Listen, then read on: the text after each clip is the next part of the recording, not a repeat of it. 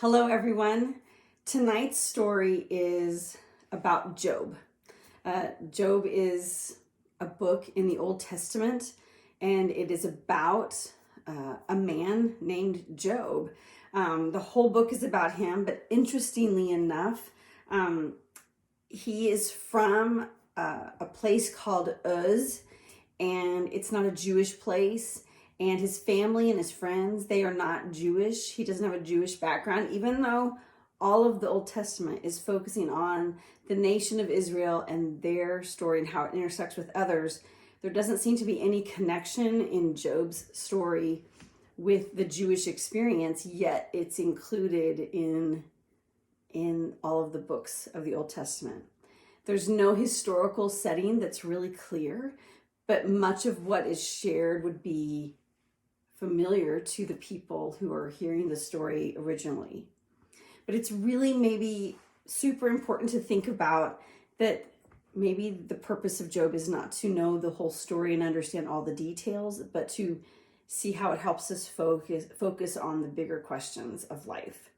So here's a little bit of a mix of summary and background and explanation to share his story. It's a long book, so we're summing it up in 15 minutes tonight. But the prologue in chapter 1 goes like this. Job was a man who lived in Uz.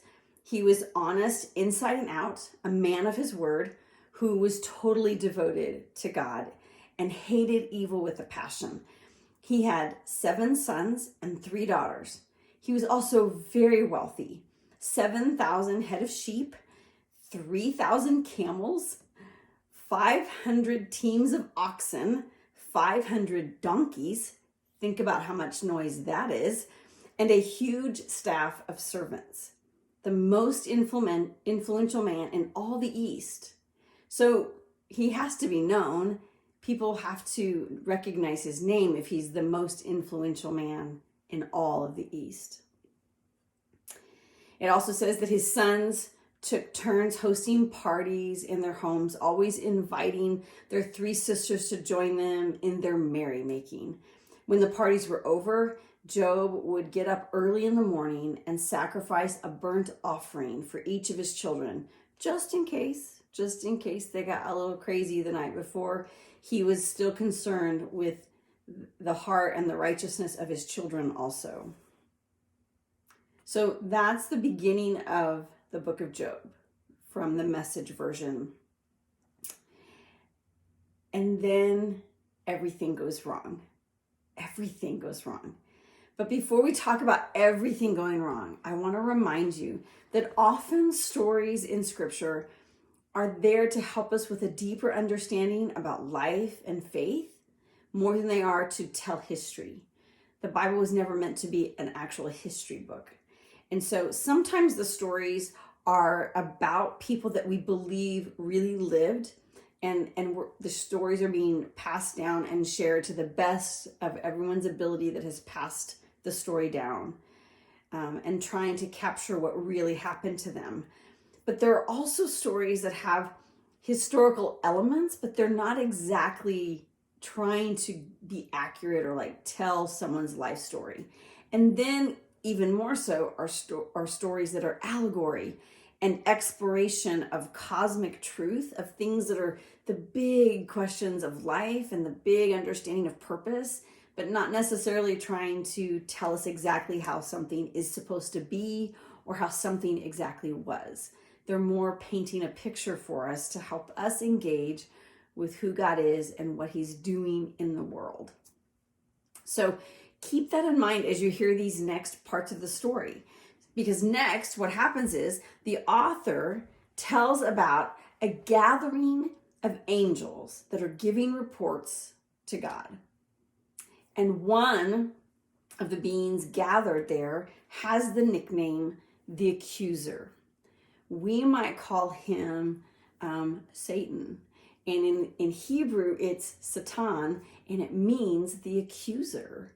And so think about the implication of what it would mean for a kind of celestial being to go around and not be a good one, but to be accusing people, to stir up doubt, stir up conflict among people, to make people feel shame, to dismantle hope and belief, to cause people to stumble and make bad choices. Think about it from that perspective. And as he's there gathered, I'm guessing in this kind of picture of God interacting with his angels, the accuser is not usually in attendance, because God seems to take notice that he's shown up, and he asks him, hey, where have you been and what have you been doing? And his response is, oh, I've been roaming here and there around the earth. Well, if his job, if what he spends his time doing is accusing the hearts of humans, of making them doubt or sin or struggle, then his roaming around has, I'm sure, been causing problems in people's lives. So it seems at this moment that God decides to take the opportunity to brag about this man, Job. And he says, hey, have you seen my friend Job? He calls him friend, and talks about what a wholehearted person Job is. And he basically looks at the accuser and says, listen, all that stuff you do would not affect him. He would not fall for it, because his heart is strong and he is centered. And of course, the accuser responds. He says, you know what? Of course he has a deep faith. Of course he's good and he's righteous, because he's wealthy. His family is perfect. Nothing bad's ever happened to him. But if he lost everything, if you let him suffer, things would be very different. But God is so certain of Job's character, he allows the accuser to send loss and tragedy into Job's life. So first, Job loses his family and his fortune. It's explained this way. Sometime later, while Job's children were having one of their parties at the home of the oldest son, a messenger came to Job and said, the oxen were plowing and the donkeys grazing in the field next to us when the Sabaeans attacked. They stole the animals, killed the field hands, and I'm the only one to get out alive and tell you what happened. And while he was talking, another messenger arrived and said, bolts of lightning struck the sheep and the shepherds and fried them, burned them to a crisp. I'm the only one to get out alive and tell you what happened. And while he was still talking, another messenger arrived and said, Chaldeans coming from 3 directions raided the camels, massacred the camel drivers, and I'm the only one to get out alive and tell you what happened. And while he was still talking, yet one more messenger arrived and said, your children were having a party at the home of their oldest brother when a tornado swept in off the desert and struck the house. It collapsed on the young people and they died. And I'm the only one to get out alive and tell you what happened.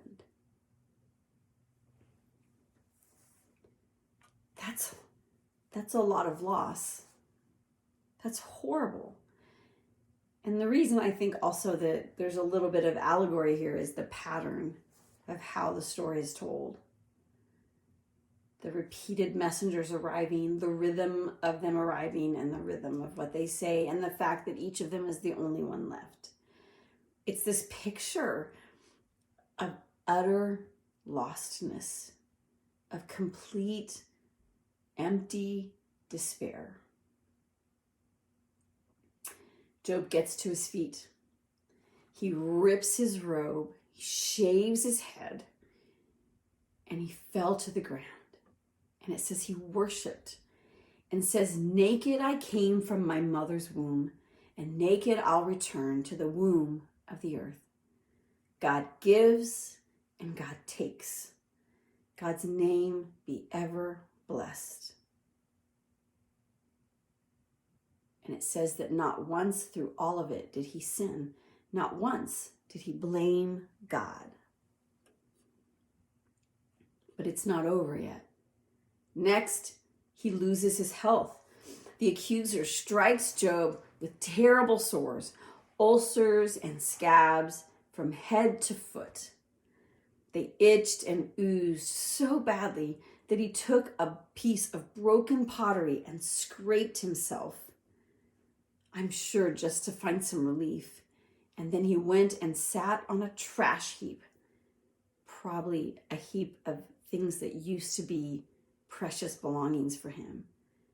And he sat among the ashes. His wife, she comes up to him and she says, are you still holding on to your precious faith and your precious integrity? I think it's time to curse God and be done with it. Who does this to a person? So she's done. He looks at her and he says, we take the good days from God. Why not also the bad days? Oh my gosh, there is no way. I could have responded that way. I'm with the wife. Like, I don't want to curse God, but I would have by then some serious questions and anger and frustration. I'm sure many of us can relate. Basically, he's lost almost everything except his wife and 3 friends who come and share their opinions and are trying to help, and his life. He's still alive. His wife says, give up. His friends come with various arguments about God being just. Is he just or isn't he just? And whether Job must have done something wrong. He should have sinned for all of this terrible stuff to happen to him. Or another option is, at least God is trying to warn you about something in the future, or trying to build character in your life and make you stronger. Have you ever had somebody come and try to sum it all up for you in one easy sentence? It's all for the best. God is trying to teach you something. God will make you stronger with this. What did you do wrong to cause all this to happen? These might be familiar things you've heard at one time or another in your life. So not an uncommon response when people are trying to make sense of bad things happening in our lives. And honestly, these 3 friends, their perspectives are good examples, according to the Bible Project, are good examples of ancient Near Eastern philosophy of how people would try to understand suffering in their lives. So he's hearing all this. He's got his wife, he's got his friends, and honestly, he's exhausted. He's not trying to be brave and strong, and at the same time is so tired and so sad and so devastated. And he starts wondering, is God just? God, are you really just? Are you fair? Because I have lived to the best of my ability, and look what's happened to me. And so he keeps talking. He talks to his friends. There's these long chapters of back and forth of talking to his friends and getting their opinions. But eventually, he just keeps talking to God. And eventually, he gets kind of angry. And he demands that God answer him. Answer my question, God. And in all of this mess, if there's one beautiful piece that I think really hits me, it's that God shows up. God shows up, and he decides to really address how Job is feeling. He takes him on what I like to call a tour that's very similar, in my opinion, if you think about Charles Dickens' A Christmas Carol, the ghost of Christmas past and present and future. God kind of says, hey, let's go look at the beginning. Let me show you, remind you how all this started. The stories you've heard, how I was there, all that I did, everything, the magnificence, the things that you never thought of, the things you didn't realize happened. But here is everything I created. And then here's where you are now. And I know it's super hard, but you don't really see the whole picture and you don't have an understanding of everything that's happening to everyone in the world. And you don't know what's happening in the future. You have this small, finite time to be a part of my creation and my world. And you don't know the whole story. You don't have the big picture. And so there are 3 things that God seems to really keep putting in front of Job in their conversation. 1, he just keeps talking to him about how the world is complicated, but it also can be good and not perfect at the same time. The tension that what he created was a good creation, but the world is not a perfect world because we don't have to be robots, but we have this ability to live and breathe and choose. And so it's good, but the complexity is it can also be not perfect. Secondly, he reminds him, listen, your perspective is just a little limited because you don't see it all. And I know what you see and what you're experiencing right now is huge and hard, but just know it's not the whole story. And lastly, he tells him, I understand. I am with you. I am in this with you. I understand your pain and your frustration. And I invite you to trust me even in the midst of things going terribly wrong. And for me, that just seems to be kind of the crux.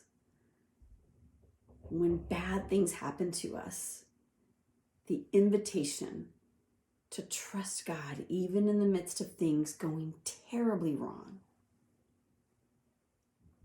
In all of this, Job experiences the presence of God. Even while he's crying out and demanding that God answer him, he wrestles with the tough questions like, why are you allowing this to happen to me? And why is all the bad stuff happening to me? Can we share the wealth here? Why is it not happening to everyone else around me?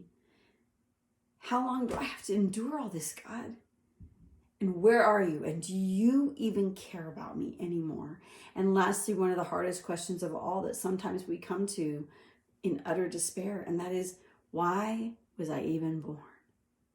Why am I here? If this is what it's all coming to, why did I ever take a breath and begin a life? Those are hard questions. And I think each of us can probably relate to at least one of them at some point in our life.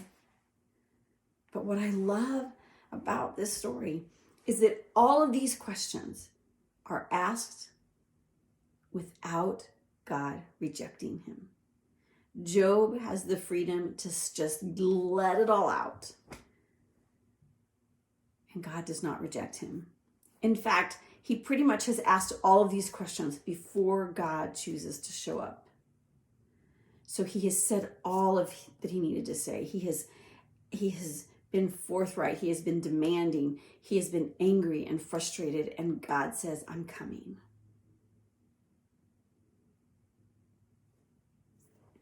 My favorite thing that Job says is from the middle of the book.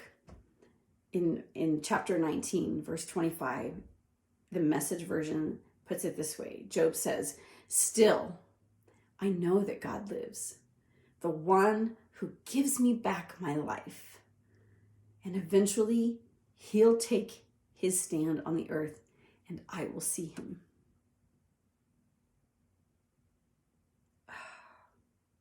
So without answers to all his questions, he's still in the middle of everything being terribly wrong.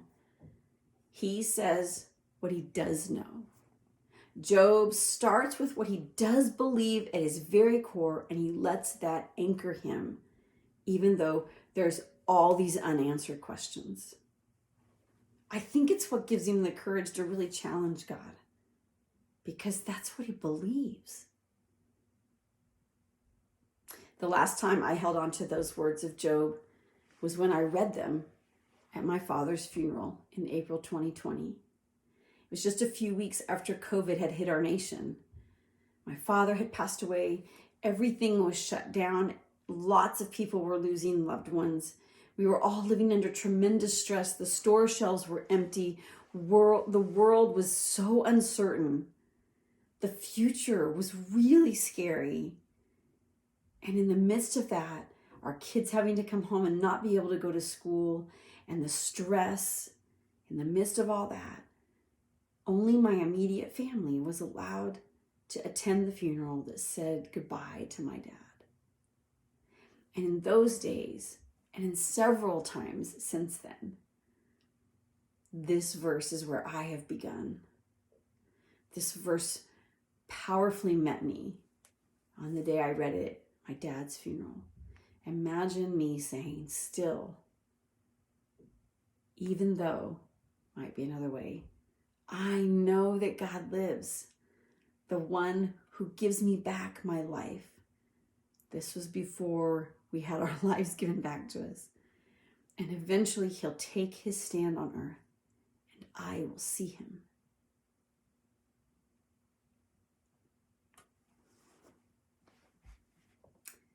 I wonder where you find yourself today.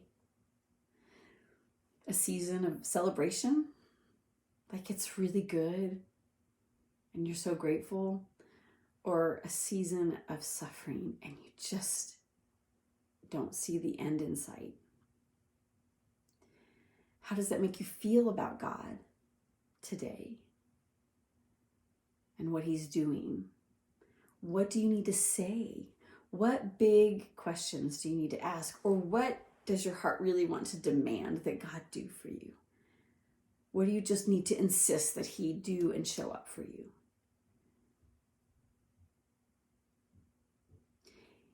Is there a truth that can anchor you today?